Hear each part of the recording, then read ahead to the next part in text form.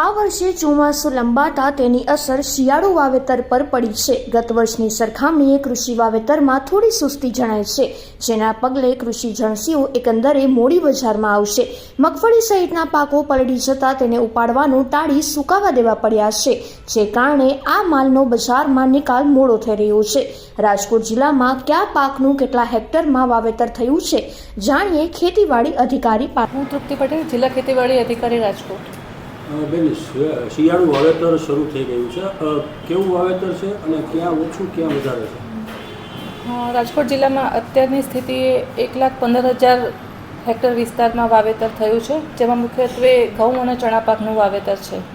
આપણો રાજકોટનો સામાન્ય વાવેતર વિસ્તાર 2,94,000 જેટલો છે, એટલે એમાંથી લગભગ અડધું જેવું થયું કહેવાય। હજુ દરેક તાલુકાઓમાં વાવેતર તો છે, એમાં સૌથી વધુ વિસ્તાર તો ગોંડલ તાલુકામાં છે 26,500 હેક્ટરનો, અને એમાં સૌથી વધારે વાવેતર ચણા પાકનું કરવામાં આવ્યું છે। અને એમાં ચણા પાકમાં 43,000 હેક્ટરનું વાવેતર થયું છે, જ્યારે જીરુમાં 6,600 હેક્ટર વાવેતર થયું છે, અને ધાણામાં 7,700 અને લસણમાં 1,700 હેક્ટર વિસ્તારમાં વાવેતર થયું છે। એમાં ધાણા, જીરું અને લસણ એમાં હજુ વાવેતર વધશે।